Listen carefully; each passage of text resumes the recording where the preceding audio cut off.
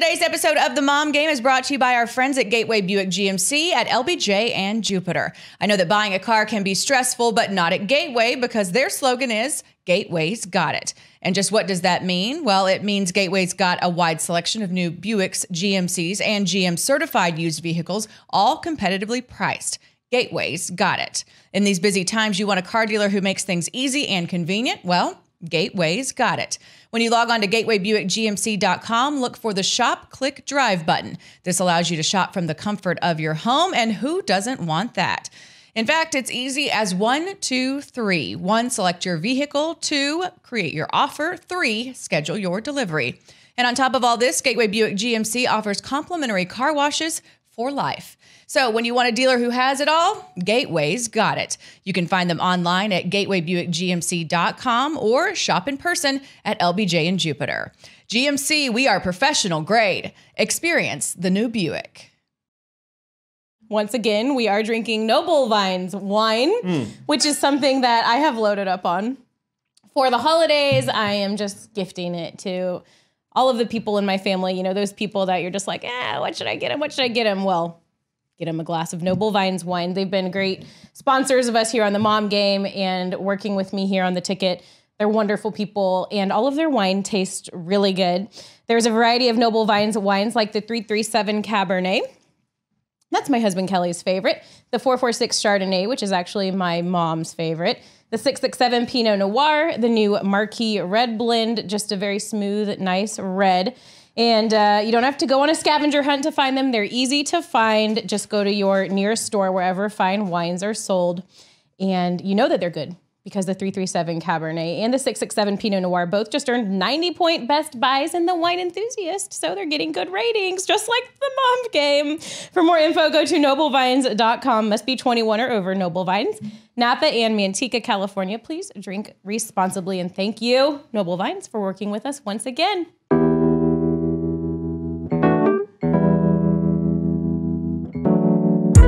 Welcome into yet another episode of The Mom Game. Emily Jones and Julie Dobbs, thrilled to be back with you again this week and super stoked to bring in our guest, Sean Lowe. And Julie, I will say, Sean Lowe, I remember you from Bachelorette fame because that's when I was still kind of watching the show. I feel like it tanked after you guys left. And so I really haven't kept up with it. Julie, though, is a big Bachelorette person. I am. And I'm really, really, really excited for our guest today for that reason. Sean, first of all, welcome. Thanks for joining us here on the Mom Game. Thank you. Glad to be a part of the Mom Game podcast. Like Emily said, I've watched the show, The Bachelor, like pretty much from the beginning. Don't really miss a season. And I, of course, watched your season on The Bachelorette with Emily. And then, of course, you went on to become The Bachelor. And now you've been able to find happily ever after here in Dallas. So first of all, just a big congratulations to all of that. What a whirlwind for you. Yeah, thank you. I never imagined going on a cheesy reality show like The Bachelor. I thought I was just signing up for a free vacation. Never imagined that would lead me to actually meeting my wife and then fast forward having 3 children. It has been a whirlwind. How often do you take a step back? I feel like every single day I'd be like, is this real? Is this really how my life unfolded? Because now not only did you meet your wife, have 3 babies, but I mean, you gain a lot of celebrity status because of being on the show. I imagine it's all just something where you have to kind of take a deep breath and say, wow, is this real life? Just about every day I ask myself that. And not only because of everything that transpired, but because it was all created from this, like I said, a really cheesy reality show, which I never pictured myself doing something like that before actually doing the show. And I don't even watch the show now. My wife still does. It's just too much for me to handle. But yes, I cannot believe that all of this has happened because of The Bachelor. And I think that's what I love the most about you and Catherine is that you're so self-deprecating just as human beings. And then also too about the whole process that you weren't just that you haven't been this over the top. I feel like you guys operated it as crazy as it sounds on a reality television show in a little bit of reality when the two of you were together. And then obviously it's played out 3 kids later. I mean, it looks like this thing's going to stick, right? I think it might stick. Yeah, it might. I think these kids are the glue that's holding this marriage together now. Sometimes we all feel that way. Like, well, crap, I can't get out of this now. Yeah, it's so easy to be self-deprecating because the show is just so wild, it's so ridiculous and corny and cheesy, and you throw in the adjective, it's true. Like, I can't take myself seriously being the Bachelor because it's drama filled and it's all about love, and you know, the producers are egging you on to talk about how you're looking for your soulmate and things like that. It's cheesy, and yeah, it's really hard to take yourself seriously on a show like that. It's cheesy, but yet so very successful.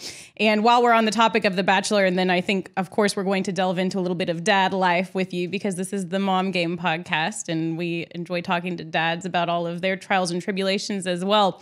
But what do you think of the Bachelor franchise these days? All of these people that are going on it, I am amazed by like the Instagram fame by that anybody that goes on the show now. I mean, it seems like even if you finish in the top like 10 or 12, all of a sudden, bam, they're making TikToks. They have all their Instagram stories blowing up with all of these ads.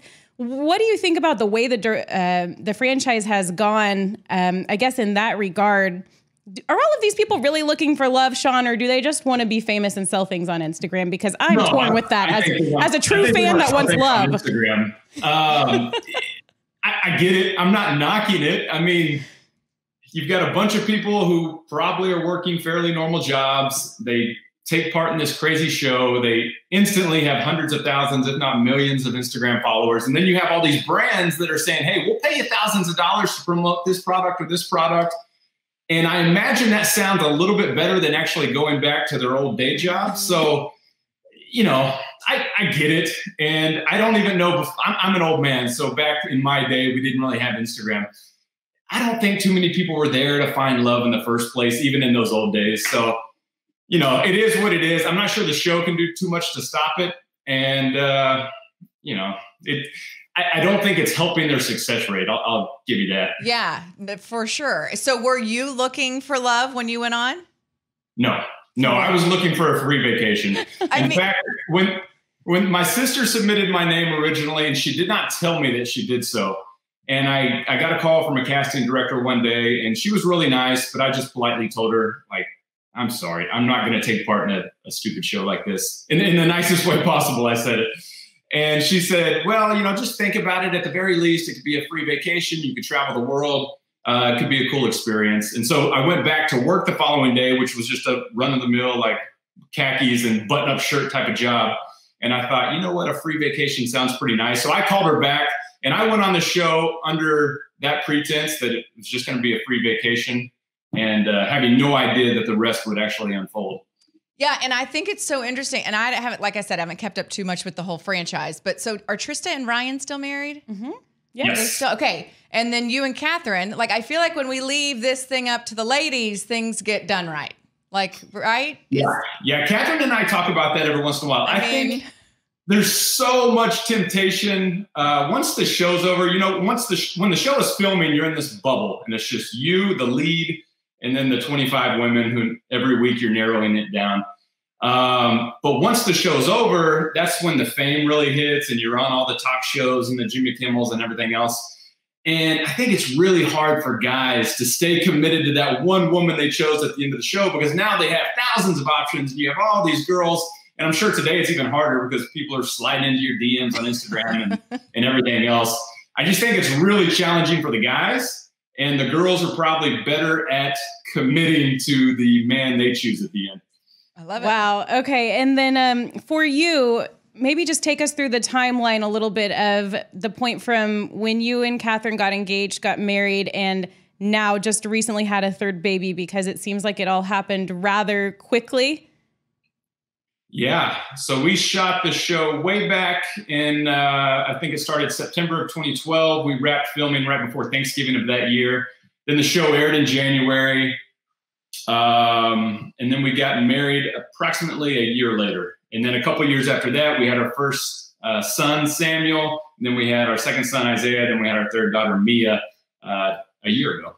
Wow. Yeah, that's aggressive. How's 3 kids working out for you? Because I'm 2 and done over here. Yeah, every day is an adventure. Did you hear that high pitch response? Woo! That's we got great. good kids. And tell us I know you guys have Lowe company, your paper goods company. What else have y'all been doing? I mean, it's been a lot of time together from what I understand in the Lowe household with everybody all under one roof. Just fill us in on what the latest is with you guys. Yeah, so pre-COVID, we both worked from home, and so we're obviously still doing the same. Catherine runs Lowe, which is her stationery company, and then together we have Home by Sean and Catherine Lowe, which is our furniture company, and that keeps us both busy. And then we've got the 3 kids here on top of that. Luckily, our 2 boys are going to school now 3 days a week, so that helps quite a lot. And then we do have a nanny that comes over and helps with the baby so that we can actually get some work done during the day as well. That's what I was going to ask is how, on this show, Emily and I talk a lot about just life, juggling it all, balancing it all. When you have kids, everything gets really weird. Everything gets really difficult. How do you guys balance the load when it comes to all of the chores around the house and all of the kids' stuff? Do you have a system, or do you just kind of deal with it as you go throughout the day? We're just winging it over here. Every day is different. You know, we try to really be present with the kids after 5 o'clock. So like we treat it almost like a normal work day. And of course, we're seeing the kids during the day as well, since they're here and we're interacting with them. But after 5 o'clock, it's just kids time. So Catherine and I both try to stop working, and then we just try to find something fun to do, whether it's playing outside or, you know, taking them out for a scooter ride or whatever it may be. And so the evening is really when we try to spend a lot of good quality time with the kids. But it's hard, and every day is a challenge, and it's hard to get work done when the kids are constantly coming in the office. And, you know, you always feel like you're juggling things. Yeah, I don't think that ever goes away, period. Or at least it has. Mine are 7 and 9, and it's definitely still not going away.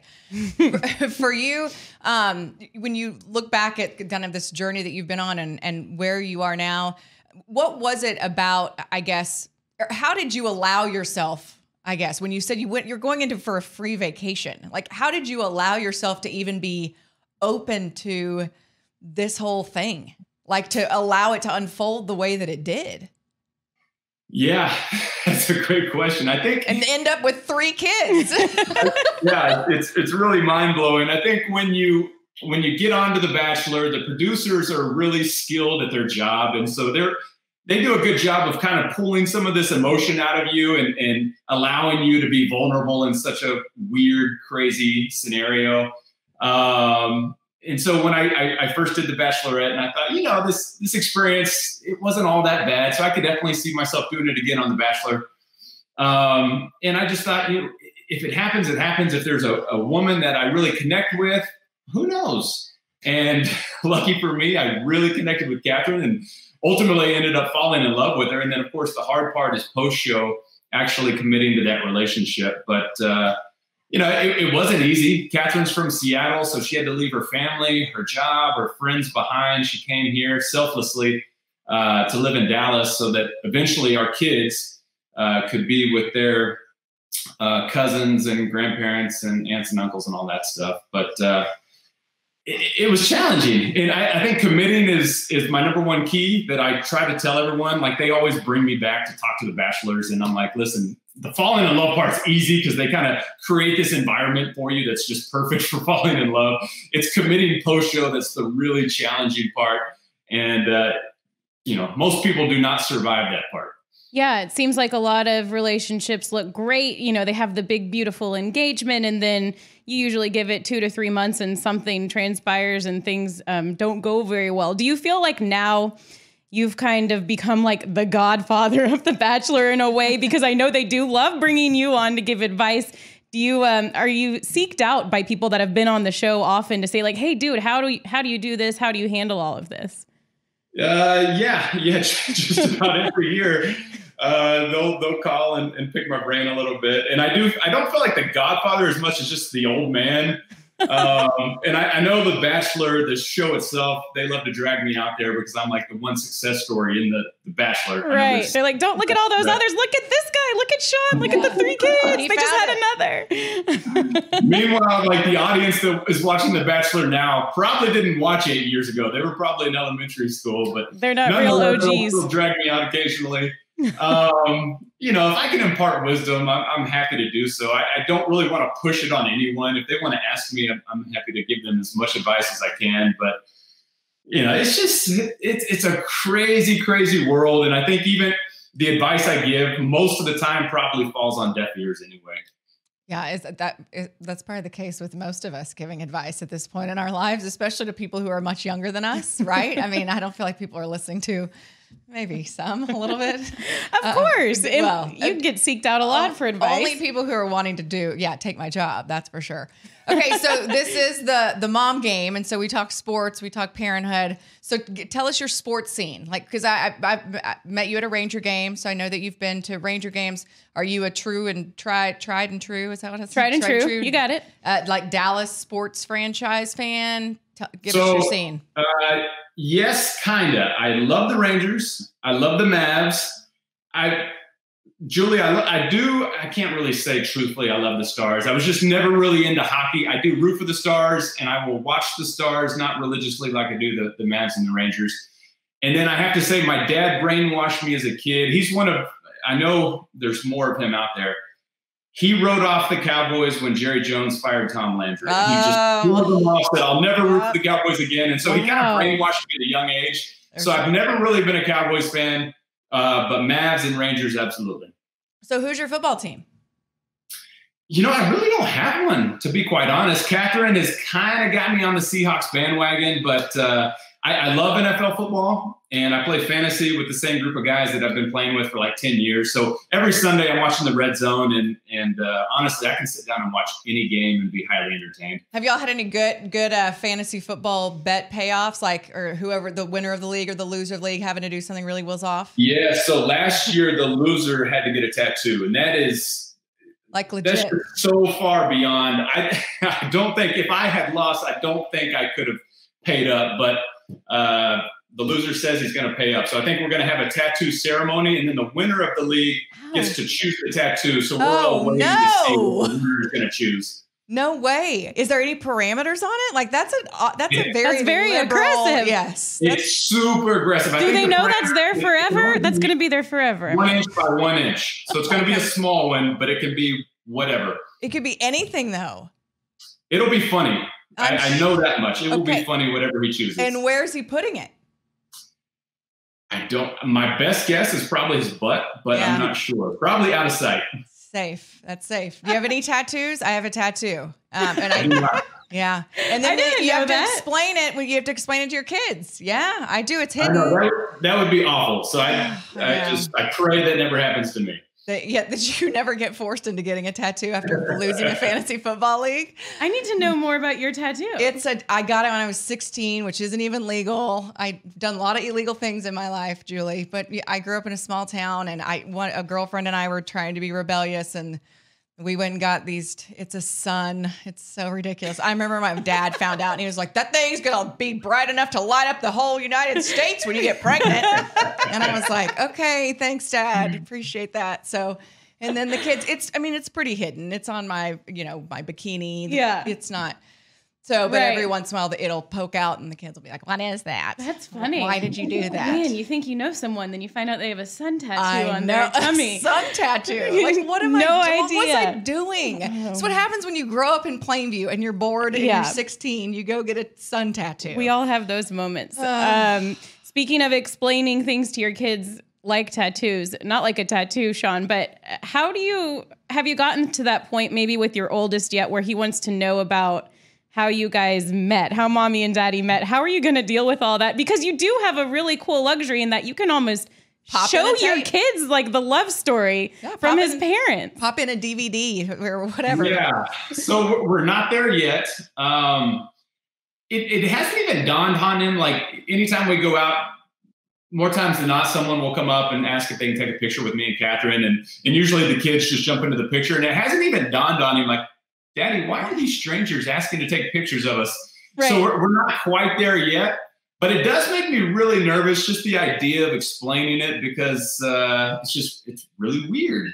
But what Catherine did, she had someone take our whole season and edit all the other women out. So it's just me and Catherine all the way Stop through. So it. That's brilliant. at least we can show them that, and they don't have to watch their dad, make out with a bunch of random That women. is amazing. Yeah, because that would She's be genius. even weirder Yeah. to have to explain all the other dates. I mean, it's going to be bad enough when they have to see y'all making out, and then you have to tell them about that. I'm actually hoping that the boys are just going to be like, that's super lame. We don't care. I'm out. Whatever. Because I imagine that's how I would have been as a teenager. But I do worry about Mia, our daughter, and explaining this all to her. And And two, everything her dad got himself into. they're going to get it at school too. Kids are going to be taught. They're going to, kids. Gosh. And you're not there yet, but they will, because I know my kids get it with Ranger stuff and all that Yeah, kind of yours stuff. is a normal job. That's something. Your I job know, I wasn't wasn't like making you out with and anyone on Mike TV. making out. I do have a question, Sean, about just having your third baby and a daughter. I know when we had our daughter, it was just so completely different than having boys. And I can imagine for you having two boys and then you guys didn't find out, right? It was a Right. surprise. Yep. What is it like having a baby girl? How much do you love it? It is amazing. She is so much better than the other two animals that live with her. Honestly, it's night and day. These boys, all they want to do is wrestle, and Samuel is already making fart jokes and things like that. And Mia is just like the sweetest, cutest. She's quiet. She's happy. She's already a daddy's girl. I love her so much. And, doesn't even hold a candle. It's not even close. She's by far the best kid I have. It is the best. Now the challenge is for you to keep her away from them so they don't teach her the fart jokes. Oh. Because my little girl all of a sudden is like, "Hi, my name's Poopy." I'm like, "What? Yeah. No." Because that's what her brother and all his friends say. Hattie can burp on command, Oh and my she gosh. thinks it's the best thing that you could ever do. She'll be just drop one We whenever. have to shield these little girls, you guys. Well, Yeah. I don't think it's going to work. But I love the fact that, people say you can't pick a favorite child, and you're just like straight up, no, she's the best. And the other two are just bringing up the what rear. have the other two done for me? I'm coming up short on things they've done. She provides me with so much love every day. She's the winner. How would you describe your parenting style? How are you guys? Are y'all pretty chill? Are you pretty structured? What's We it are very laid back. Like my sister's the polar opposite. She's very regimented, very A-type. We're not. I mean, we're pretty laid back outside of bedtime. That's the only thing we're regimented on. We want them to be in bed so that Catherine and I can have like our 2 hours to ourselves every night. Yeah. But I mean, we're not one of those parents that says absolutely no sugary drinks or no snacks. It's just, let kids be kids. We try to have as much fun with them every day as we possibly can. Of course, we provide discipline when they need it, which is a lot when we're talking about the two boys. But not super regimented. So I remember before I had kids, and I would, see kids, or you would talk with people, and I'd be like, I will never do that as a parent. I mean, I will never allow that. Blah, blah, blah. All the things. And it seems like every single thing I said I was not going to do and would not do, I currently am doing as a parent. Are you I falling can relate to into that. this? Yeah. Was there anything you were hard and fast no on, and now you're like, it's all right? Yeah, well, I would always say, like, we're not going to let the kids dictate our schedule. So if we want to go hang out with some friends on a Friday night, the kids can come along. That's fine. No, that's not fine. That's a terrible idea. Because guess what? If the kids stay up until 10 o'clock, they still wake up at 6 o'clock every morning. It doesn't matter what time they go to bed. They're going to wake up at the same time. And then you're just left exhausted the following day. So, we had to correct little things like that. And then to your point, I remember I would see kids out in public who were making a scene or throwing a tantrum. And I would always think, like, Oh, I would have that corrected in no time. Yep. Yeah. It's not so easy. The worst is on a plane because you're trapped. You are trapped on a plane, and there's literally nothing. There's nothing. You just start like sweating. The feeling of helplessness. I mean, like there's literally nothing that you can do. And all the snacks, all the screen time. Nothing. Yeah. Nothing brings me more anxiety than traveling with kids. Yeah. The amount of crap you have to haul with you. You know, the kids, especially when they're around that 2 to 3 year old mark where they're like touching the people in front of you and constantly kicking the seat. Like it is just so stressful. Yeah. I remember one time Henry and I were flying. We were flying to, I think it was Arizona for spring training or something. And he wouldn't stop doing something, and I was squeezing his leg. And he was like, "Stop squeezing my leg." I was like, "I'm not squeezing your leg." He's like, "Yes, you are." And I'm like, "Shut This is our little secret." Yes, I'm trying to do this under the guise of me looking like a composed human being when I'm not, and I'm losing my S, and I'm squeezing the crap out of your leg. And he's calling me out, and I think he knew what he was doing. Like, I'm going to bust He's this smart right here. Yeah, he probably did. Stop squeezing my leg. It hurts. Take this lady to jail. What are you talking about? I'm not squeezing your leg. Yeah, it's travel with kids. And lastly, Sean, and then we'll let you go. I'm sure Catherine's like, "Where are you? Yes. We got to get dinner going. We got to get bedtime started." Just wondering for you guys, now that you do have 3 kids and you're still here in Dallas where you grew up, what is y'all's favorite thing to do when you do have a babysitter to go out in downtown Dallas or wherever it may be? Oh man. So lately my wife is a big foodie. So, you know, we spent 4 or 5 months without leaving the house and going out to dinner. Just recently we thought, let's get a babysitter. You know, we think it's safe enough. We'll go to a restaurant. And we absolutely loved it. We almost forgot the feeling of being away from the kids and just enjoying a night out with us. Yeah. So I would have to say our favorite thing is just getting out and trying new restaurants. Yeah. Any new ones in particular you'd recommend? Yes. So we went to Barcelona recently, which is the new one that just popped up off of Henderson, Henderson 75. Okay. And it is phenomenal. It's more of a wine bar / restaurant. But the food was great. The wine's great. Highly recommend. Awesome. I'm always looking for new places. I just feel like we're so uncool. I'm like, I don't know what's cool anymore. And then half the time it's like, it's easier to just stay home. But I think it is so important to have those date nights. It is. So I'm glad you guys are doing that and enjoying married life with 3 babies here in Dallas. Yeah. And thanks so much for being with us. This was fun.